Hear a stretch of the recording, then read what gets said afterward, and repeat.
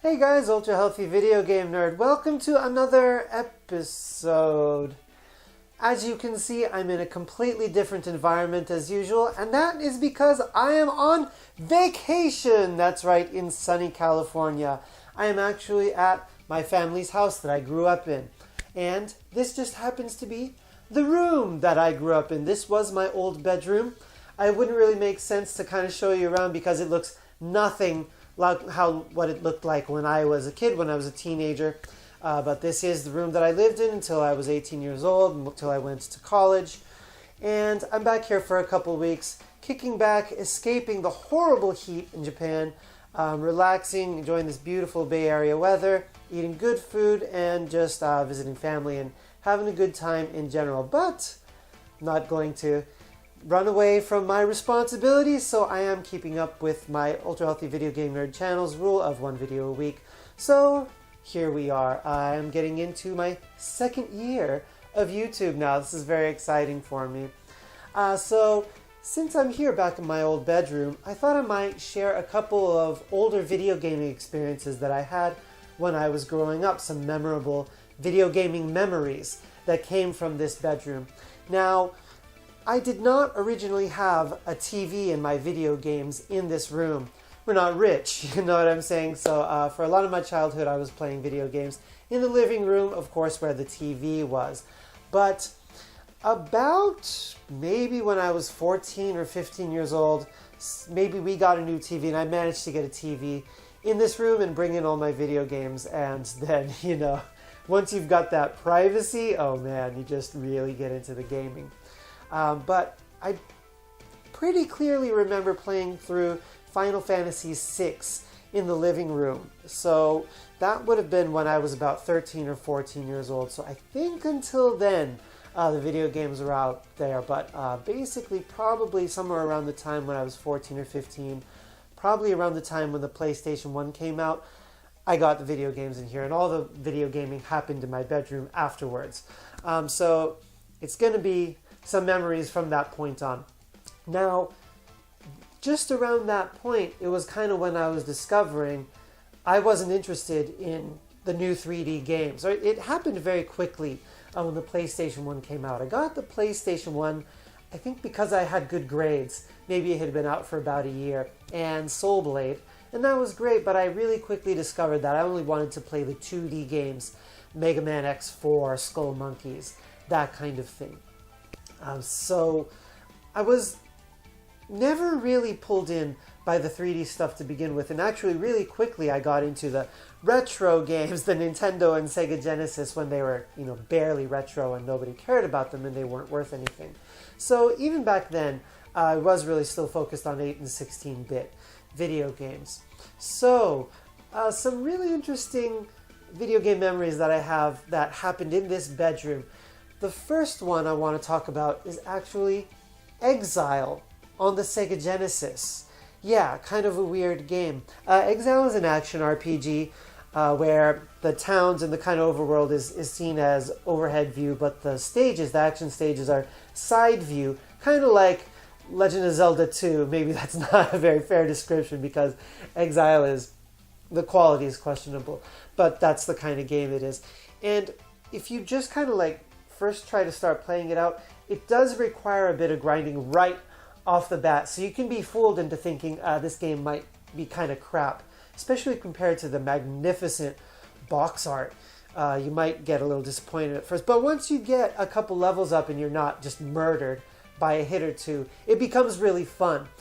So I'm remembering a specific night when I maybe had finally passed the first dungeon or so in Exile, and I really started kind of getting into it, and I think I probably had a good really hour or two session on Exile.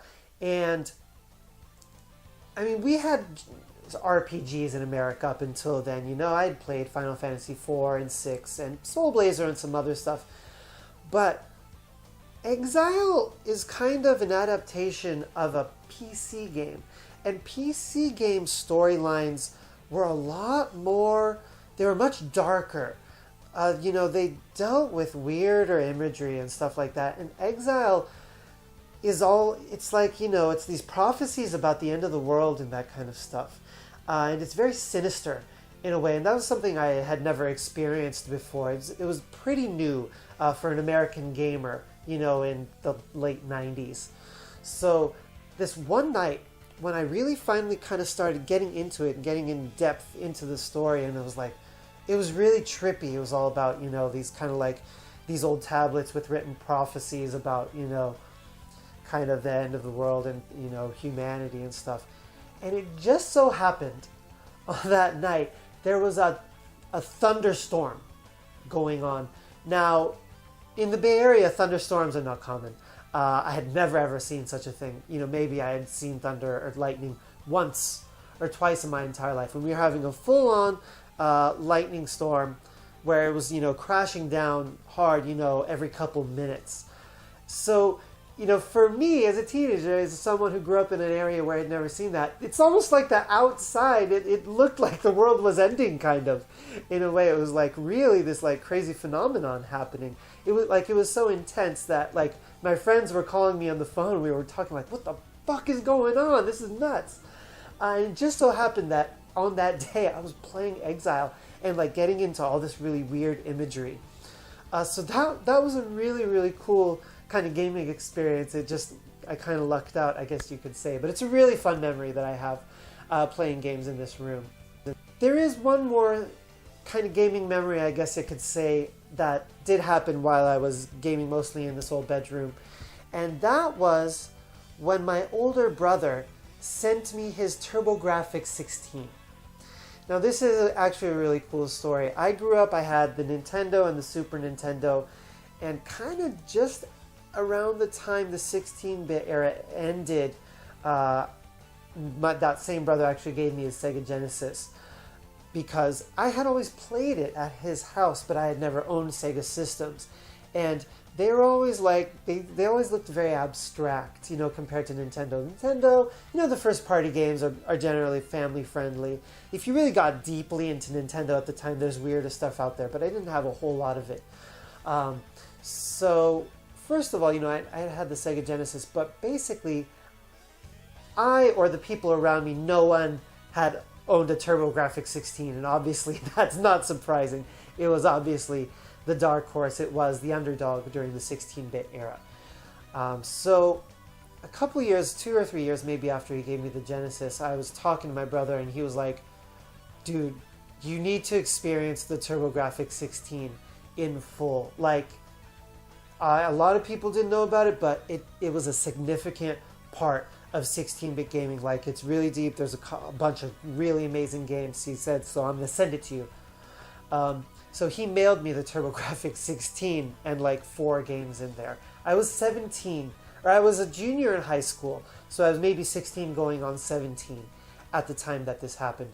And the 4 games that he sent to me with it, I remember very well: Bonk's Revenge, Pac-Land, Night Creatures, and Tricky Kick. Okay, so those were the 4 games I had initially. Obviously, Bonk's Revenge, you can just get straight into it. It's a blast. Night Creatures is total crap. It sucks. It's a Western-made game, surprise. But the one that I ended up playing the most was Tricky Kick. I played the living crap out of it. And I had not really played puzzle games before that. If you haven't played Tricky Kick, it's this kind of game where a level appears, it's single screen, and there's kind of like, you could say enemies, or just kind of like animals placed here and there. And you have to figure out how to kick enemies of the same, or animals of the same type into each other so that they all disappear. So it's basically like you just have to figure out the correct order to do it in right off the bat. So it's not an action puzzle game.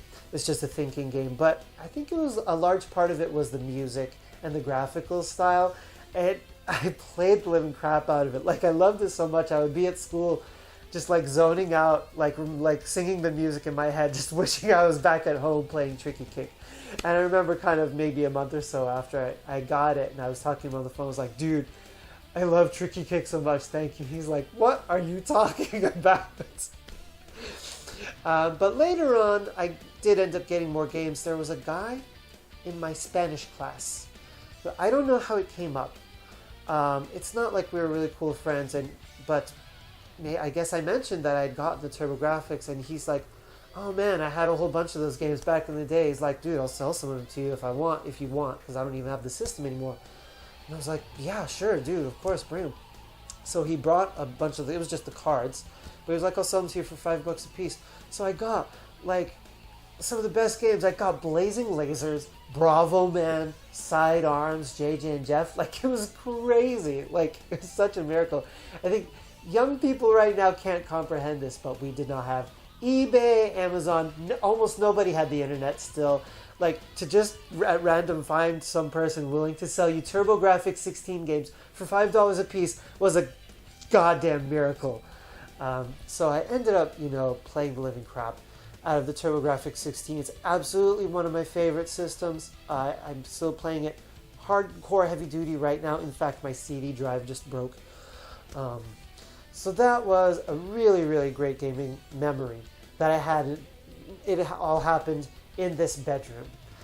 So there was a lot of really fun gaming experiences I had while I was still living in this house. Moved out when I went to college. But it's a place with a lot of memories for me, even though it really doesn't look anything the way it does, the way it did when I grew up. But that's fine. I still really am able to relax here. I've been eating extraordinary food. I almost killed myself, I think, with food yesterday. So I am going to close out on this episode for now. This is the first time and possibly one of the only times I'm going to do a video from my house in America. So everybody, thanks a lot for sticking with me. This is the beginning of the second year of the Ultra Healthy Video Game Nerd channel. Do want to keep it up. There's a lot of really, really awesome gaming stories I want to get into. So please stick with me if you do have time. Thanks a lot for sticking around. I'll see you next week.